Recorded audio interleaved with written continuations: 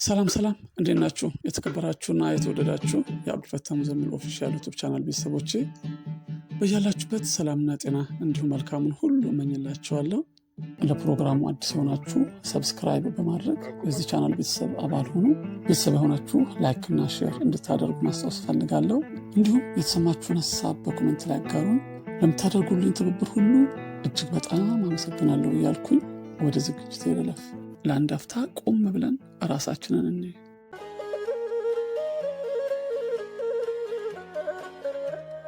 ቆም ብለን ስናይ ራሳችንን በዩኒቨርስ ሁለንተና ውስጥ እናገኛለን። ለአንድ አፍታ ቆም ብለን ራሳችንን ከአጽናፍ ዓለም ከሁለንተና ወይንም ከዩኒቨርስ አንጻር እንየው እስኪ። የማታ ሰማይ ድምቀት ስለሆኑት ከዋክብት ትንሽ እንመርምር። ለመሬት ቅርቧ ኮከብ ፀሐይ ነች። 150 ሚሊዮን ኪሎ ሜትር ትርቃለች።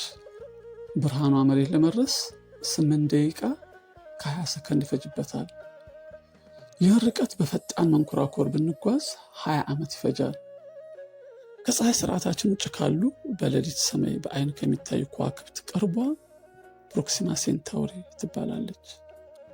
ርቀቷ 4 የብርሃን ዓመት ነው። የምድር ዓመት እንዳይመስላችሁ 4 የብርሃን ዓመት ነው። ከዋክብት እጅጉን ርቀው ስለሚገኙ በተለመደው ዘዴ እንለካ ብንል የማይቻል ነው።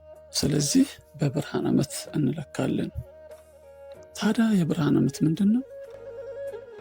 የብርሃን ዓመት ማለት የከዋክብትን ርቀት የምንለካበት ነው። ብርሃን በአንድ የምድር ዓመት ውስጥ የሚጓዘው ርቀት እንደማለት ነው።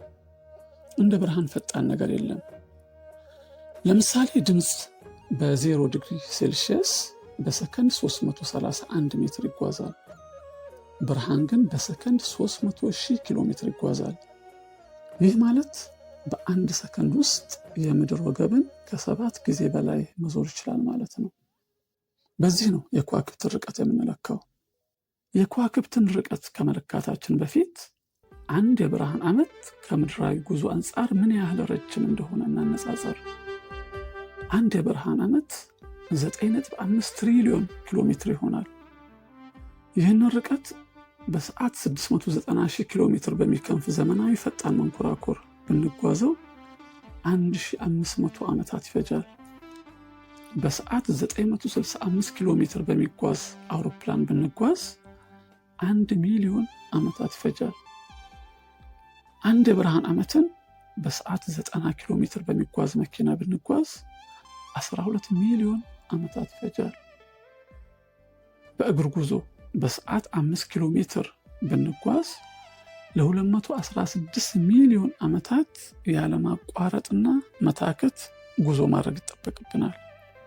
ይህ ነው አንድ የብርሃን ዓመት ከምድራዊ ጉዞ አንጻር ሲነጻጸር። መነሻችንን እንዳንረሳ ራሳችንን ቆም ብለን እያየን ነው እና ራሳችንን ሁለንተና ዩኒቨርስ ውስጥ አግኝተን የሌሊት ሰማይ ድምቀት ስለሆኑ ከዋክብት እየመረመረን ነው። ለአንድ አፍታ ለምድር ቅርብ ወደሆነችው ኮከብ ጉዞ እናደርግ። ዝግጁ? ጉዞ ለምድር ቅርብ ወደሆነችው ኮከብ ፕሮክሲማ ሴንታውሪ። ፕሮክሲማ ሴንታውሪ 4 የብርሃን ዓመት ርቀት ላይ ትገኛለች። ከምድር 40 ትሪሊዮን ኪሎ ሜትር ትርቃለች እንደማለት ነው። ጉዞአችን ዘመኑ ባፈራው ፈጣን መንኮራኩር ከሆነ ከ6000 የምድር ዓመት በላይ ይፈጃል። በአውሮፕላን የምንጓዝ ከሆነ 4 ሚሊዮን የምድር ዓመት ይፈጅብናል። አማራጫችንን መኪና ካደረግን 50 ሚሊዮን የምድር ዓመት ይፈጅብናል። አይ ወግ እያወጋንና እየተጫወትን የእግር ጉዞ እናድርግ ካልን 900 ሚሊዮን ዓመታትን በብርታት ያለ እረፍት መጓዝ ይጠበቅብናል። በጠራው ሰማይ ኩልል ብለው ከሚታዩ ከዋክብት የቅርብ ጎረቤታችን በዚህ ርቀት ላይ ነው የምትገኘው። ማታ ፕሮክሲማ ሴንታውሪን አየናት ማለት ከዛሬ 70,000 ዓመት በፊት የነበረችበት ሁኔታ ነው። ቅርቧ ይቺ ከሆነች እስኪ ትንሽ ዞር እንበል። በተለምዶ የሚታወቁ ከዋክብትን ስንመለከት አብሪው ኮከብ ብርሃኑ ጎላ ብሎ የሚታየው ማለት ነው 8.6 የብርሃን ዓመት ይርቃል። ሰሜናዊ ኮከብ ብዙውን ጊዜ እንደ አቅጣጫ መጠቆሚያ ያገለግላል። 320 የብርሃን ዓመት ርቀት ላይ ይገኛል። ፀሐይን ጨምሮ ከ200 እስከ 400 ቢሊዮን የከዋክብት ስብስብ የያዘው እኛ የምንገኝበት የከዋክብት ስብስብ ሚልኪዌይ ጋላክሲ ይባላል። ከመሃሉ እስከ ምድር 26,000 የብርሃን ዓመት ይርቃል። ከዚህ ቀደም እንደ አንድ ኮከብ ይቆጠር የነበረውና አሁን በዘመናዊ ቴሌስኮፕ ሲታይ ከሚልኪዌይ ጋላክሲ በስፋትም በከዋክብት ብዛትም እጅግ የሚልቀው የከዋክብት ስብስብ አንድሮሜዳ ጋላክሲ ይባላል። ይህም 2.5 ሚሊዮን የብርሃን ዓመት ይርቃል። በጣም ርቀት ላይ የሚታየውና ጥንታዊ ጋላክሲ ስናይ 13.4 ቢሊዮን የብርሃን ዓመት ይርቃል። በአጠቃላይ በሁለንተናችን በዩኒቨርስ ውስጥ 125 ቢሊዮን የሚጠጉ ጋላክሲዎች ወይንም የከዋክብት ስብስብ ይኖራሉ ተብሎ ይገመታል። አንድ የከዋክብት ስብስብ በውስጡ ከ100 ቢሊዮን እስከ ትሪሊዮን የሚጠጉ ከዋክብትን ይይዛል። ስለ ከዋክብት ብዛትና ትልቀት ማውራት በፍጹም አይቻልም፣ ከአእምሮ በላይ ነው። ከዚያ ይልቅ የመሬት የባህር ዳርቻ አሸዋዎችን መቁጠር በጣም ይቀላል። ታዲያ ምን ያሳየናል?